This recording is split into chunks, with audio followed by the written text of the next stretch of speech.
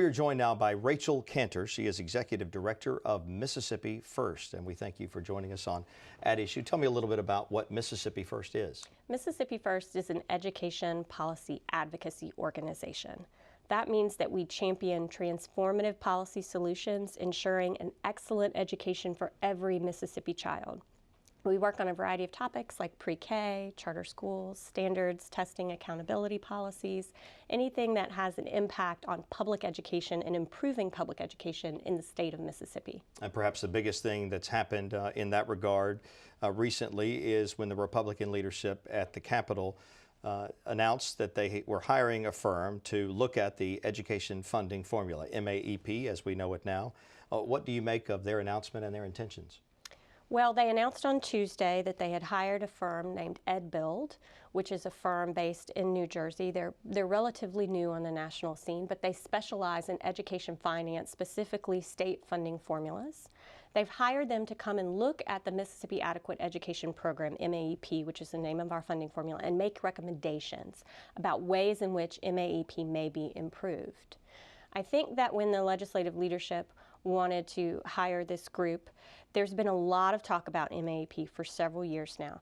People who are happy with it, people who are unhappy with it, people who think, well, it's what we have, let's just fund it. And there have been a lot of questions swirling around it. And so the legislature is now taking an opportunity by this announcement to hire this group to look in and make recommendations to see if there are improvements that can be made to the formula.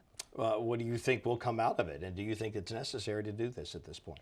I don't think that anyone has a preconceived notion. That's not the sense that I get, that there's a preconceived notion of what exactly, there's a predetermined outcome of what's going to happen.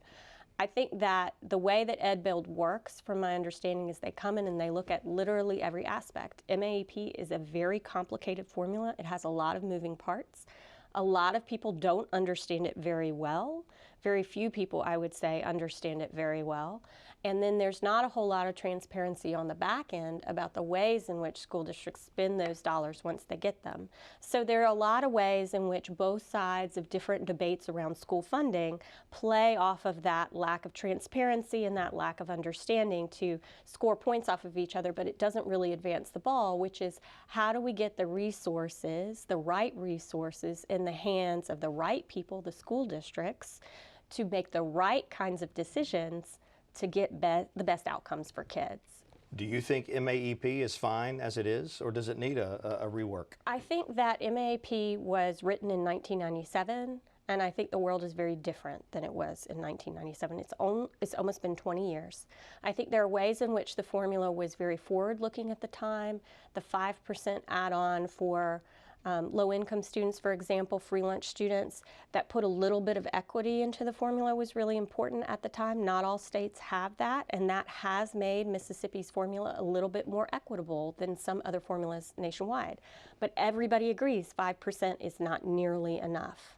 Then you look at some of the other provisions that we have in our formula, the different categories. Are those the right categories? Are the way that we fund the categories correct? The fact of the matter is, when MAEP is not fully funded, you get it in a lump sum. So are school districts even spending dollars in those categories? Do we know? All of those things, I think, need to be looked at and need to be talked about to see if we're putting the resources in the best way that we can and getting them in the hands of the school districts. Soon after the Republican leadership announced this, we heard almost immediately from detractors, in particular Democrats, who said that this firm that was hired was hand-picked to match an agenda that the Republicans have to maybe create more charter schools, to move more public money to private enterprises. What do you make of that argument? I don't think it holds water if you do your research on EdBuild. EdBuild is very reputable in the sense that they have people working at EdBuild who have real experience in education finance. They're doing education formula rewrites for the state of Connecticut and the state of Georgia. nobody can really say the state of Connecticut is a red state with a predetermined agenda. You know, Georgia is a very interesting state. They're a lot like Mississippi in some ways, and yet they have a huge amount of public school children in other ways. I think what they're going to do is they're going to come in and they're going to give us very credible recommendations. Now, what we do with those recommendations obviously is going to be a matter for politics in the state of Mississippi.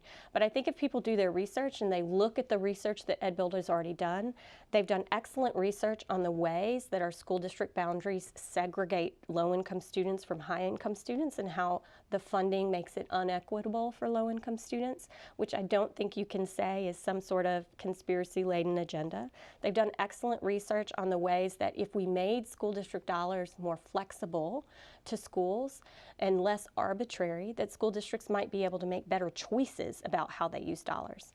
I would really encourage people to go to their website and look at the research that they've done, because I think people would be surprised and would be encouraged that this is a group that could give us a true neutral picture of where we are and where we could go. Let's say they do rewrite the formula. We end up with MAEP 2 or something like that. Do you think if we get to that point and we still have a Republican legislature at that point, that because they created or helped create this program, that there's a better chance they would fully fund it? I definitely think that there would be maybe more buy-in from the leadership if they felt like they had put their input in the formula in a way that they didn't in 1997.